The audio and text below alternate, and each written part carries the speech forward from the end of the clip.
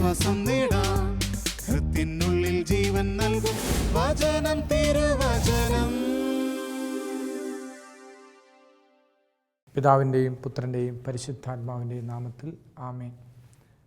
ദൈവത്തിൻ്റെ വചനം നമ്മെ വിശുദ്ധീകരിക്കുന്ന ഈ മണിക്കൂറിനെ ഓർത്ത് നമുക്ക് ദൈവത്തിന് പ്രത്യേകം നന്ദി പറയാം. പ്രിയപ്പെട്ടവരെ, ഈ മണിക്കൂറിൽ നമ്മൾ കേൾക്കാൻ പോകുന്നത് പഴയ നിയമ കാലഘട്ടങ്ങളിൽ ദൈവത്തിൻ്റെ പരിശുദ്ധാത്മാവ് പ്രവർത്തിച്ച വ്യക്തികളിലുള്ള പ്രത്യേകതകളാണ്. നമുക്കറിയാം, സൃഷ്ടിയുടെ പുസ്തകത്തിൽ, ഉൽപ്പത്തി പുസ്തകത്തിൽ നമ്മൾ കാണുന്നുണ്ട്, വെള്ളത്തിനുമീതെ ദൈവത്തിൻ്റെ ചൈതന്യം ചലിച്ചുകൊണ്ടിരുന്നു. വെള്ളത്തിനുമീതെ ചലിച്ചുകൊണ്ടിരുന്ന ദൈവത്തിൻ്റെ ചൈതന്യം പഴയ നിയമത്തിൽ തിരഞ്ഞെടുക്കപ്പെട്ട ചില വ്യക്തികളിൽ വന്ന് നിറഞ്ഞപ്പോൾ അവരുടെ ജീവിതത്തിലുണ്ടായ വ്യത്യാസം വളരെ വലുതാണ്. നാം ദൈവത്തിൻ്റെ വചനം ഇപ്രകാരം വായിക്കുന്നുണ്ട്. ന്യായാധിപന്മാരുടെ പുസ്തകം 3-ാം അധ്യായത്തിൽ 9-10 വാക്യങ്ങൾ. ഇസ്രയേൽ ജനം കർത്താവിനോട് നിലവിളിച്ചു. കാലേബിൻ്റെ ഇളയ സഹോദരനായ കെനാസിൻ്റെ പുത്രൻ ഒത്നിയേലിനെ കർത്താവ് അവർക്ക് വിമോചകനായി നിയമിക്കുകയും അവൻ അവരെ മോചിപ്പിക്കുകയും ചെയ്തു.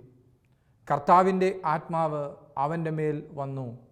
അവൻ ഇസ്രയേലിൽ ന്യായവിധി നടത്തി. പ്രിയപ്പെട്ടവരെ, കാലേബിൻ്റെ സഹോദരനായ ഒത്നിയേലിൻ്റെ മേൽ ദൈവശക്തി വ്യാപരിച്ചപ്പോൾ സംഭവിച്ചതെന്താണ്? പരിശീലനം സിദ്ധിച്ചിട്ടുള്ള ഒരു സൈന്യം തന്നോടൊപ്പം ഇല്ല എങ്കിലും ഒത്നിയേലിൻ്റെ മേൽ ദൈവശക്തി നിറഞ്ഞപ്പോൾ അവൻ്റെ മേൽ നിറഞ്ഞ ദൈവശക്തിയാൽ ഇസ്രായേൽ ജനം വിജയിക്കുന്നത് നമുക്ക് കാണുവാനായിട്ട് സാധിക്കും. അവൻ ന്യായാധിപനായിരുന്ന 40 വർഷത്തേക്ക് ഇസ്രയേലിൽ സമാധാനവും ശാന്തിയും നിലനിന്നു. നാം മനസ്സിലാക്കേണ്ടതെന്താ? ദൈവത്തിൻ്റെ പരിശുദ്ധാത്മാവ് ആരിൽ നിറയുന്നുവോ അവരുടെ ജീവിതത്തിൽ ദൈവത്തിൻ്റെ കരം അവരോടൊപ്പം ഉണ്ടാകുമെന്ന് മാത്രമല്ല, അവരുടെ പ്രവർത്തനങ്ങളിൽ, അവരുമായി ബന്ധപ്പെട്ട കാലങ്ങളിൽ ശാന്തിയും സമാധാനവും നിലനിൽക്കുന്നത് നമുക്ക് കാണുവാനായിട്ട് സാധിക്കും. ഒത്നിയേൽ ഇസ്രയേലിൽ ന്യായവിധി നടത്തിയത് ഏകദേശം 40 വർഷത്തോളമാണ്. ഈ 40 വർഷത്തോളം ഇസ്രയേലിൽ സമാധാനവും ശാന്തിയും നിലനിൽക്കുവാൻ കാരണമെന്താ? ഒത്നിയേലിന് പരിശീലനം സിദ്ധിച്ചിട്ടുള്ള ഒരു സൈന്യം തന്നോടൊപ്പം ഇല്ല എങ്കിലും യുദ്ധത്തിൽ വിജയിക്കുവാൻ സാധിച്ചത് എന്തുകൊണ്ടാണ്? ദൈവത്തിൻ്റെ ആത്മാവ് അവൻ്റെ മേൽ വന്നിരുന്നത് കൊണ്ട്. വചനമെന്താ പറഞ്ഞത്? കർത്താവിൻ്റെ ആത്മാവ് അവൻ്റെ മേൽ വന്നു. പ്രിയപ്പെട്ടവരെ, ഒത്നിയേലിൻ്റെ മേൽ ദൈവശക്തി നിറഞ്ഞപ്പോൾ സമാധാനമുള്ള, സന്തോഷമുള്ള ഒരു 40 വർഷത്തെ ഭരണം കാഴ്ചവെക്കുവാനായിട്ട് ന്യായാധിപനായ ഒത്നിയേലിന് സാധിച്ചു. ദൈവത്തിൻ്റെ പരിശുദ്ധാത്മാവിനാൽ ഒരു ന്യായാധിപൻ മുന്നോട്ട് പോകുമ്പോൾ, ദൈവത്തിൻ്റെ പരിശുദ്ധാത്മാവിനാൽ തിരഞ്ഞെടുക്കപ്പെട്ട വ്യക്തികൾ ആത്മാവിനാൽ നയിക്കപ്പെടുമ്പോഴാണ് സമാധാനവും ശാന്തിയുമൊക്കെ നമുക്ക് സ്വന്തമാക്കുവാനായിട്ട് സാധിക്കുന്നത്. ദൈവത്തിൻ്റെ പരിശുദ്ധാത്മാവിനാൽ നിറഞ്ഞ മറ്റൊരു ന്യായാധിപനെ നമ്മൾ കാണുന്നുണ്ട്. ന്യായാധിപന്മാരുടെ പുസ്തകത്തിൽ 6-ാം അധ്യായത്തിൽ 34-ാമത്തെ വാക്യം. വചനം ഇങ്ങനെയാ പറയുന്നത്: കർത്താവിൻ്റെ ആത്മാവ് ഗിദെയോനിൽ ആവസിച്ചു. കർത്താവിൻ്റെ ആത്മാവ് ഗിദെയോനിൽ ആവസിച്ചു. അവൻ കാഹളം ഊതി തന്നെ പിന്തുടരുവാനായിട്ട് അബീയേസർ വംശജരോട് ആഹ്വാനം ചെയ്യുകയാണ്. ദൈവത്തിൻ്റെ ആത്മാവ് ഗിദെയോനിൽ നിറഞ്ഞപ്പോൾ, ആത്മാവിനാൽ നിറഞ്ഞ ഗിദെയോൻ കാഹളമൂതിയപ്പോൾ, എൻ്റെ പ്രിയപ്പെട്ടവരെ, ആ കാഹളത്തിൻ്റെ ശബ്ദം കേട്ട് അബീയേസർ വംശജരെല്ലാം ഓടിക്കൂടുന്നത് നമുക്ക് കാണുവാനായിട്ട് സാധിക്കും. ദൈവത്തിൻ്റെ ആത്മാവിനാൽ നിറഞ്ഞ് കാഹളമൂതിയത് കൊണ്ടാണ് ജനങ്ങൾ ഗിദെയോന് ചുറ്റും ഓടിക്കൂടിയത്. പ്രിയപ്പെട്ടവരെ, ദൈവത്തിൻ്റെ പരിശുദ്ധാത്മാവിൻ്റെ അഭിഷേകം ആരിൽ വെളിപ്പെടുന്നുവോ, ദൈവത്തിൻ്റെ പരിശുദ്ധാത്മാവിൻ്റെ അഭിഷേകം എവിടെ വെളിപ്പെടുന്നുവോ അവിടെ ജനങ്ങൾ വന്നു കൂടുന്നത് നമുക്ക് കാണുവാനായിട്ട് സാധിക്കും. ഈച്ച വരുവാനായിട്ട് വളരെ എളുപ്പമാണ്. എവിടെ ശർക്കരയുണ്ടോ അവിടെ ഈച്ച പറന്ന് എത്തുന്നത് പോലെ ദൈവശക്തി ഉള്ളിടത്ത് ദൈവജനം ഒരുമിച്ച് കൂടുന്നത് നമുക്ക് കാണുവാനായിട്ട് സാധിക്കും. ഒത്തിനിയേലിൽ ദൈവത്തിൻ്റെ ആത്മാവ് നിറഞ്ഞപ്പോൾ സമാധാനവും ശാന്തിയും നിലനിന്നുവെങ്കിൽ ഗിദെയോനിൽ ദൈവത്തിൻ്റെ ആത്മാവ് ആവസിച്ചപ്പോൾ സംഭവിച്ചതെന്താ? ഗിദെയോൻ്റെ മേൽ ദൈവത്തിൻ്റെ ആത്മാവ് നിറഞ്ഞതുകൊണ്ട് അവൻ കാഹളമൂതിയപ്പോൾ അബിയേസർ വംശജര് അവൻ്റെ അടുത്തേക്ക് ഓടിക്കൂടുന്നത് നമ്മൾ കാണുകയാണ്. പ്രിയപ്പെട്ടവരെ, പരിശുദ്ധാത്മാവിനാൽ നമ്മൾ മുന്നോട്ട് പോവുക. പഴയ നിയമത്തിൽ തെരഞ്ഞെടുക്കപ്പെട്ട ചില വ്യക്തികൾക്ക് മാത്രം ദൈവത്തിൻ്റെ ആത്മാവിനെ കൊടുക്കുമ്പോൾ ആ ആത്മാവിനെ സ്വന്തമാക്കിക്കൊണ്ട് അവർ പരിശുദ്ധാത്മാവിൽ മുന്നോട്ട് പോയതുകൊണ്ട് അവരുടെ ജീവിതത്തിൽ അവർ വിജയം സ്വന്തമാക്കുന്നത് നമുക്ക് കാണുവാനായിട്ട് സാധിക്കും. ദൈവത്തിൻ്റെ പരിശുദ്ധാത്മാവിനാൽ നിറഞ്ഞ മറ്റൊരു ന്യായാധിപനെ നമ്മൾ കാണുന്നുണ്ട്. ന്യായാധിപന്മാരുടെ പുസ്തകത്തിൽ 11-ാം അധ്യായത്തിൽ 29-ാമത്തെ വാക്യത്തിൽ വചനം ഇങ്ങനെയാ പറയുന്നത്: കർത്താവിൻ്റെ ആത്മാവ് ജഫ്തയുടെ മേൽ ആവസിച്ചു. കർത്താവിൻ്റെ ആത്മാവ് ആരാണ്? ജഫ്ത. ഗിലെയാദുകാരനായ ജഫ്ത ശക്തനായ ഒരു സേനാനിയായിരുന്നു. പക്ഷേ അവൻ്റെ അമ്മ വേശ്യയാണെന്നുള്ള ഏക കാരണത്താൽ അവന് വീട്ടിൽ നിന്ന് പോകേണ്ടി വന്നു. പ്രിയപ്പെട്ടവരെ, ഒരു തെറ്റും ചെയ്യാത്ത ജഫ്തയെ ഗിലെയാദിന് സോബാലിയിൽ ജനിച്ച പുത്രന്മാര് അവനെ പിന്തള്ളിക്കൊണ്ട് പറഞ്ഞു, അപ്പൻ്റെ അവകാശത്തിന് നീ ഓഹരിക്കാരനല്ല. അങ്ങനെ ഒന്നുമില്ലാത്തവനെ പോലെ ഇറങ്ങി പോകേണ്ടി വന്ന ജഫ്തയുടെ മേൽ ദൈവത്തിൻ്റെ ആത്മാവ് നിറഞ്ഞപ്പോൾ സംഭവിച്ചതെന്താ? യുദ്ധത്തിൽ ജഫ്തയെ അവർക്ക് തിരിച്ചു വിളിക്കേണ്ടി വന്നു എന്ന് മാത്രമല്ല, ജഫ്ത നേതൃത്വം കൊടുത്ത കാലഘട്ടങ്ങളിൽ ഇസ്രായേൽ ജനം യുദ്ധത്തിൽ വൻ വിജയവും വൻ മുന്നേറ്റവും നേടുന്നത് നമുക്ക് കാണുവാനായിട്ട് സാധിക്കും. ദൈവത്തിൻ്റെ ആത്മാവിൻ്റെ അഭിഷേകം സ്വന്തമാക്കിയത് കൊണ്ടാണ് ജഫ്തയ്ക്ക് തൻ്റെ ജീവിതത്തിൽ വിജയം സ്വന്തമാക്കുവാനായിട്ട് സാധിക്കുന്നത്. പ്രിയപ്പെട്ടവരെ, ദൈവത്തിൻ്റെ ആത്മാവിൽ നമ്മൾ മുന്നോട്ട് പോവുക. ഒത്നിയേലിൻ്റെ മേൽ ദൈവശക്തി നിറഞ്ഞതുപോലെ, ഗിദെയോൻ്റെ മേൽ ദൈവശക്തി നിറഞ്ഞതുപോലെ, ജഫ്തയുടെ മേൽ ദൈവശക്തി നിറഞ്ഞതുപോലെ നമ്മുടെ ജീവിതത്തിലും ദൈവത്തിൻ്റെ ശക്തി നിറയുമ്പോഴാണ് നമ്മുടെ ശുശ്രൂഷയിലും നമ്മുടെ ജീവിതത്തിലും വളരെയധികം മുന്നേറ്റം സ്വന്തമാക്കുവാനായിട്ട് നമുക്ക് സാധിക്കുന്നത്. ദൈവത്തിൻ്റെ ആത്മാവ് ശക്തമായിട്ട് പ്രവർത്തിച്ച മറ്റൊരു കഥാപാത്രമാണ് ബൈബിളിലെ സാംസൺ. സാംസന്റെ ജീവിതത്തിൽ നമ്മൾ കാണുന്ന ഒരു പ്രത്യേക അനുഭവം എന്താണെന്ന് ചോദിച്ചാൽ, സാംസൺ എപ്പോഴൊക്കെ പ്രതിസന്ധികളെ നേരിടുന്നുണ്ട്, സാംസൺ എപ്പോഴൊക്കെ പ്രശ്നങ്ങളെ നേരിടുന്നുണ്ട്, ആ പ്രതിസന്ധിയുടെ സമയത്ത്, ആ പ്രശ്നത്തിൻ്റെ സമയത്ത് ദൈവത്തിൻ്റെ ആത്മാവ് അവൻ്റെ മേൽ ശക്തമായി ആവസിക്കുന്നത് നമ്മൾ കാണുന്നു. ദൈവത്തിൻ്റെ വചനം ഇങ്ങനെയാണ് പറയുന്നത്. ന്യായാധിപന്മാരുടെ പുസ്തകത്തിൽ 14-ാം അധ്യായം വാക്യം 6 ഇങ്ങനെ പറയുന്നുണ്ട്: കർത്താവിൻ്റെ ആത്മാവ് അവനിൽ ശക്തമായി ആവസിച്ചു. കർത്താവിൻ്റെ ആത്മാവ് അവനിൽ ശക്തമായി ആവസിച്ചു. ആയുധം കൂടാതെ ആട്ടിൻകുട്ടി എന്നതുപോലെ അവൻ ആ സിംഹത്തെ ചീന്തിക്കളഞ്ഞു. കയ്യിൽ ആയുധമൊന്നുമില്ല. അവൻ മാതാപിതാക്കന്മാരോടൊപ്പം സഞ്ചരിക്കുമ്പോൾ അപ്രതീക്ഷിതമായി തനിക്ക് നേരെ ഒരു സിംഹക്കുട്ടി പാഞ്ഞു വരികയാണ്. കയ്യിൽ ആയുധമില്ലെങ്കിലും പ്രിയപ്പെട്ടവരെ, ആ സിംഹത്തിന് ഒരിക്കൽ പോലും അറിയില്ലായിരുന്നു താൻ നേരിടുന്നത് ദൈവത്തിൻ്റെ അഭിഷേകം സ്വന്തമാക്കിയ, പരിശുദ്ധാത്മാവിൻ്റെ ശക്തി സ്വന്തമാക്കിയ ഇസ്രായേലിലെ അഭിഷിക്തനായ ഒരു ന്യായാധിപനെയാണ് താൻ നേരിടുന്നതെന്ന് ആ സിംഹത്തിന് മനസ്സിലാക്കുവാൻ സാധിച്ചില്ല. അതുകൊണ്ട് എന്ത് സംഭവിച്ചു? ആ സിംഹത്തിൻ്റെ പ്രത്യേക സ്വഭാവം എന്താ? മനുഷ്യരെ കാണുമ്പോൾ സിംഹം ഗർജിക്കും. സിംഹം ഗർജിക്കുമ്പോൾ എന്താ സംഭവിക്കുന്നത്? ആ ഗർജനം കേട്ട് മനുഷ്യർ ഭയപ്പെടും. ഭയപ്പെട്ട് കഴിഞ്ഞാൽ എന്ത് സംഭവിക്കും? അവർ തിരിഞ്ഞോടും. അങ്ങനെ തിരിഞ്ഞോടുന്ന വ്യക്തിയുടെ പിന്നിലൂടെ ഓടിച്ചെന്ന് അവൻ്റെ ദേഹത്തേക്ക് ചാടി വീണ് അവനെ കീഴടക്കുന്നത് സിംഹത്തിൻ്റെ പതിവാണ്. എന്നാൽ സിംഹത്തിന് അറിയില്ല താനിപ്പോൾ ഗർജിക്കുന്നത്, താനിപ്പോൾ നേരിടുന്നത് ശക്തനായ അഭിഷേകമുള്ള ഒരു വ്യക്തിയെയാണെന്ന് സിംഹത്തിന് അറിയില്ലായിരുന്നു. സിംഹം ഗർജിക്കുമ്പോൾ സിംഹം കാണുകയാണ് കോപിഷ്ഠനായ മൃഗം കോപിഷ്ഠനായ ഒരു മനുഷ്യനെ നേരിടുന്നത് നമ്മൾ കാണുന്നു. എത്ര പെട്ടെന്നാണത് സംഭവിക്കുന്നത്! സിംഹം ചാടി വീണപ്പോൾ ആ സിംഹത്തെ കീഴടക്കിയെന്ന് മാത്രമല്ല, സാംസന്റെ കയ്യിൽ നിന്ന് പുറത്തേക്ക് പോരുവാനായിട്ട്, രക്ഷപ്പെടുവാനായിട്ട് ശ്രമിക്കുന്ന ഒരു സിംഹത്തെയാണ് നമ്മൾ അവിടെ കാണുന്നത്. പ്രിയപ്പെട്ടവരെ, സംഭവിച്ചതെന്താ? ദൈവത്തിൻ്റെ ശക്തിയാൽ സാംസൺ ആ സിംഹത്തെ കീഴടക്കുകയാണ്. തിന്മയ്ക്കെതിരെയുള്ള ഒരു പോരാട്ടത്തിലാണ് നമ്മൾ. ഈ പോരാട്ടത്തിൽ നമ്മൾ വിജയിക്കണമെന്ന് ആഗ്രഹമുണ്ടോ? ദൈവത്തിൻ്റെ ആത്മാവിൽ നമ്മൾ മുന്നോട്ട് പോവുക.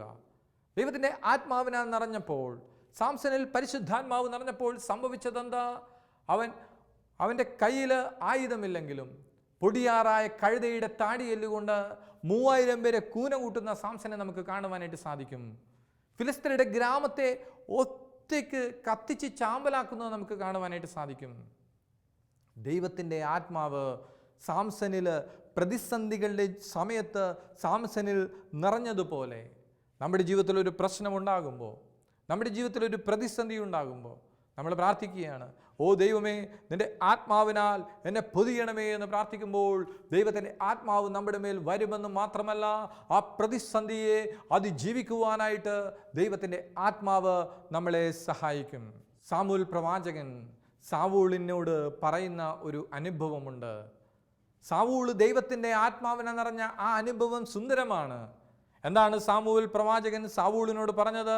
1 സാമുവേൽ 10-ാം അധ്യായത്തിൽ 5-6 വാക്യങ്ങൾ.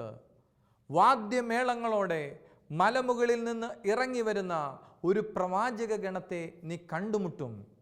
അവർ പ്രവചിച്ചു കൊണ്ടിരിക്കും. അപ്പോൾ കർത്താവിൻ്റെ ആത്മാവ് ശക്തമായി നിന്നിൽ ആവസിക്കും. നീയും അവരോടൊത്ത് പ്രവചിക്കും. നീ മറ്റൊരു മനുഷ്യനായി മാറും. മലമുകളിൽ നിന്ന് ഇറങ്ങി വരുന്ന ഒരു പ്രവാചക ഗണം അവർ പ്രവചിച്ചു കൊണ്ടിരിക്കുമ്പോൾ നീ അവരെ കണ്ടുമുട്ടുമ്പോൾ സംഭവിക്കുന്നത് എന്താണ്? അപ്പോൾ കർത്താവിൻ്റെ ആത്മാവ് ശക്തമായി നിന്നിൽ ആവസിക്കും. ആ പ്രവാചകന്മാരിൽ ഉണ്ടായിരുന്ന ആത്മാവിൻ്റെ അഭിഷേകം സാവൂളിലേക്ക് പകർത്തപ്പെടുന്ന ഒരു അഭിഷേക പകർച്ചയാണ് നമ്മളവിടെ കാണുന്നത്.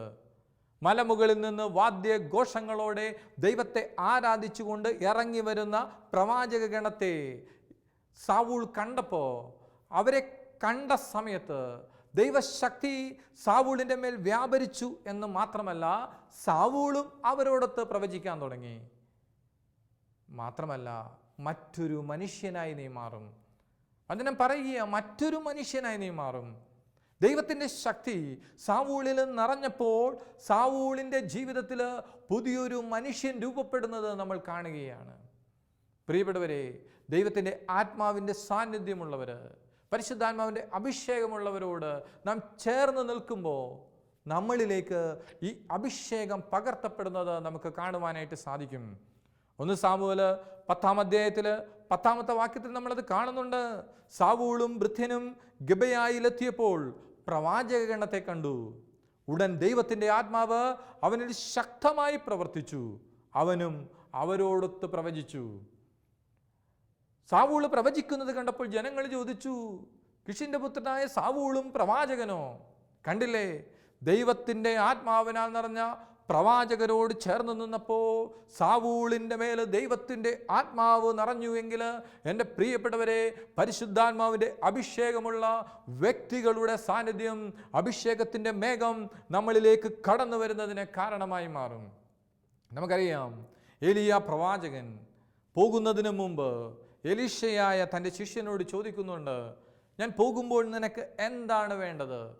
നിനക്ക് എന്താണ് വേണ്ടത് എന്ന് ചോദിച്ചപ്പോൾ എലീശ പ്രവാചകൻ പറയുന്നുണ്ട്, എനിക്ക് അധികമൊന്നും വേണ്ട, നിന്നിലുള്ളതിൻ്റെ ഇരട്ടി മാത്രം മതി.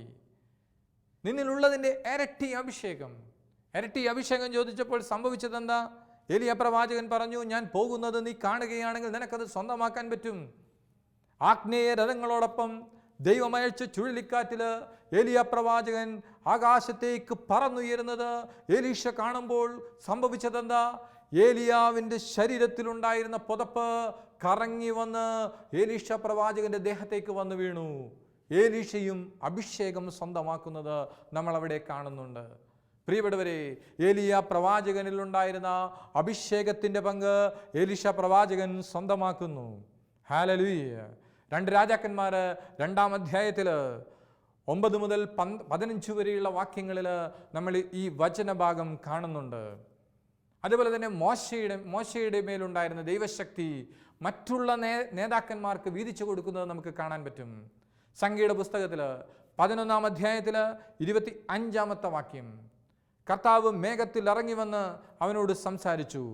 അവിടുന്ന് മോശയുടെ മേലുണ്ടായിരുന്ന ദൈവ ചൈതന്യത്തിൽ ഒരു ഭാഗം 70 നേതാക്കന്മാരുടെ മേൽ പകർന്നു.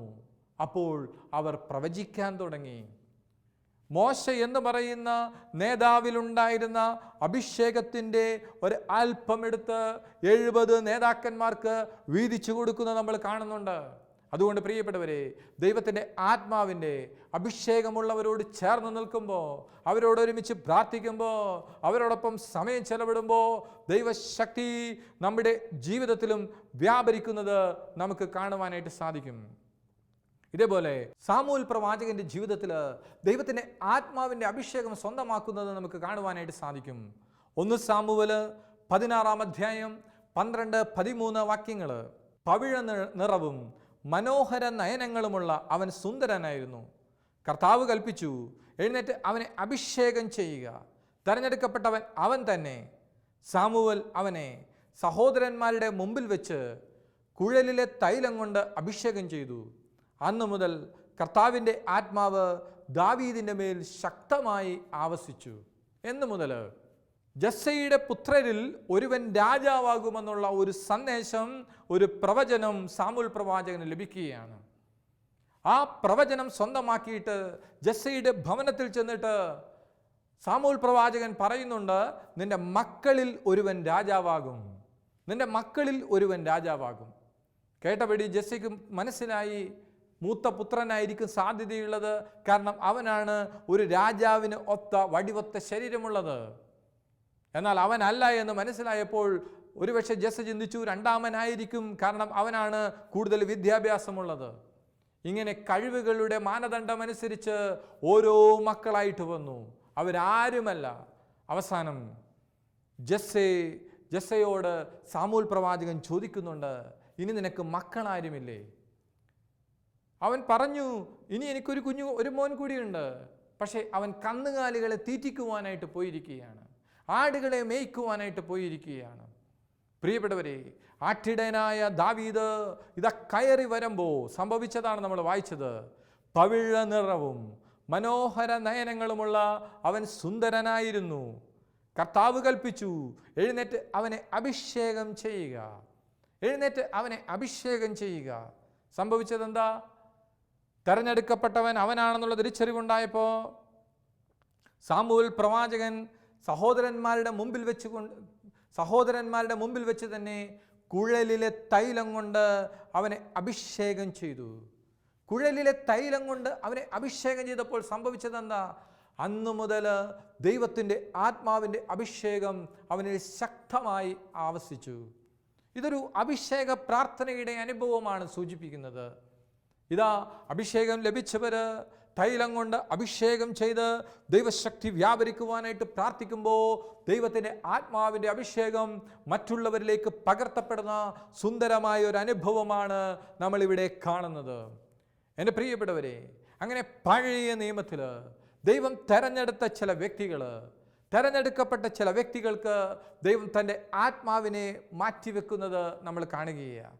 ഈ ആത്മാവിനെ നിറഞ്ഞവർ എന്തു ചെയ്തു? അവർ ആത്മാക്കളുടെ രക്ഷയ്ക്ക് വേണ്ടി ശക്തമായി അവർ പ്രവർത്തിക്കുന്നത് നമ്മൾ കാണുന്നു. അവരുടെ ജീവിതത്തിൽ അവരിൽ പ്രവർത്തിക്കുന്നത് ദൈവത്തിൻ്റെ ആത്മാവാണ് അവരിൽ പ്രവർത്തിക്കുന്നത്. അങ്ങനെ ദൈവത്തിൻ്റെ ആത്മാവിനെ നിറഞ്ഞപ്പോൾ ഏശയ്യാവിൻ്റെ ജീവിതത്തിൽ എന്താ സംഭവിച്ചത്?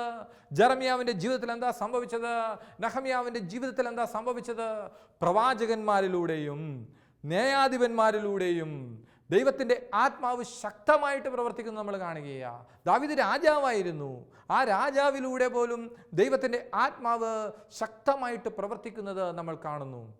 പ്രിയപ്പെട്ടവരെ, ദൈവത്തിൻ്റെ പരിശുദ്ധാത്മാവ് പഴയ നിയമത്തിൽ ചില വ്യക്തികളിലേക്ക് കടന്നു വന്നപ്പോൾ അവരുടെ ജീവിതത്തിലുണ്ടായ വ്യത്യാസം എന്ന് പറയുന്നത് അവർ പുതിയ മനുഷ്യരായി മാറി.